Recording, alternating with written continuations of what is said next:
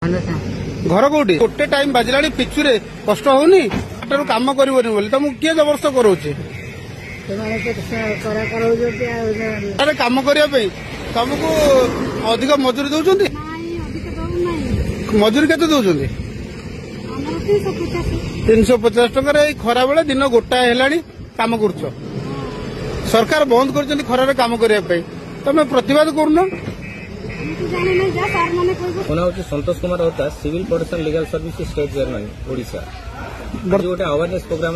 जाऊली कामाख्या नगर से रास्तार जो जातीय पथ 53 सेठी मुझे देखली जे गोटे प्रबल खरारे देखु सरकार प्रत्येक स्कूल कॉलेज बंद कर देती अंशुघात हम पिला असुविधा होली टीचर मान घर भितर रही पाठ पढ़ा लोक बंद कराई कि बर्तमान आम आसिक देखला बेलू बड़ बड़ पिचु प्लांट गाड़ी जाक आनिकी से रोजर रोलर सब रखी से हिटाच फिटाच मेसीन रखिकी लोक जाक टचर भाव में कम कर जातीय राजपथ भुवन आ जो आम कामाख्या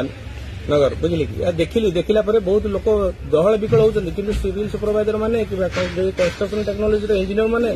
कंट्राक्टर मैंने कहार देखा दर्शन ना टचर कला बेले एत खरा अंशुघात मर जाए ताले सरकार दायी कि पैसा से दब ठिकादार मैंने नौ कोटी कोटी टंका